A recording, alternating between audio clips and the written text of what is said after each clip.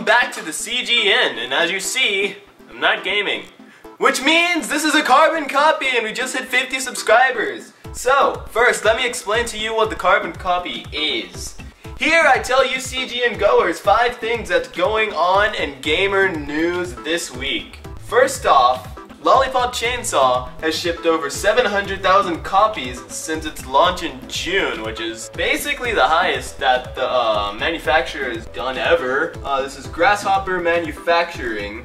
It sold 24,000 in its launch month and has, grown since then. Basically, Lolipop Chainsaw is a game about you being a cheerleader and you have a boyfriend's head who is like severed and it's on your leg and it's still active and it can talk to you, and you have a chainsaw and you're killing zombies. I'm not sure what the actual plot is, but it looks pretty fun.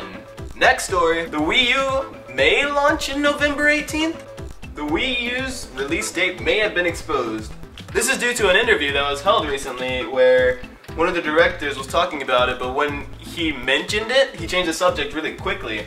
Tokitori 2 developer has mentioned that a November launch date is possible, but we're gonna need more time on that one. It appears that Telltale Games with its Back to the Future episodic series is not finished. Christopher Lloyd, during a fan expo, revealed that he would be reprising his character as Doc Brown. So that's setting off a whole bunch of alarms. Back to the Future is one of the most successful games in the Telltale's franchise, selling over 1 million copies on its first series, or game. In other news, Activision is considering all franchises for mobile. But other than them not knowing what they're not going to put on mobile, the bigger problem they're facing is how to get an action game on a mobile device due to its workability. Activision has had a positive 30-year history since the Atari to the Blizzard merger, and they have 350 different brands. It's just up to them to figure out which ones they're actually going to put on a mobile device.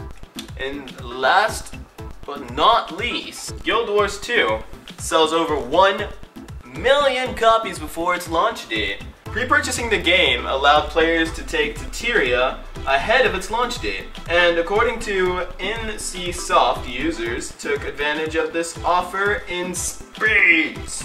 The firm said Guild Wars 2 reached a peak user currency figure of over 400,000 during the pre-release period. Guild Wars 2 puts players in a fantasy world that is driven by range and dynamic events.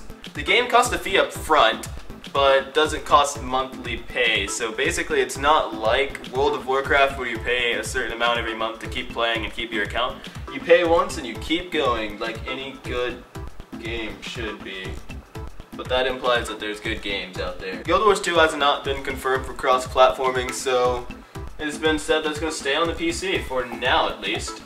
That's it for now, but I'm going to leave you with our Carbon Gamer of the Week, who is Blatant Reviewer. That's all for me, and have a good rest of your weekend. Sure. I think what the truck's doing.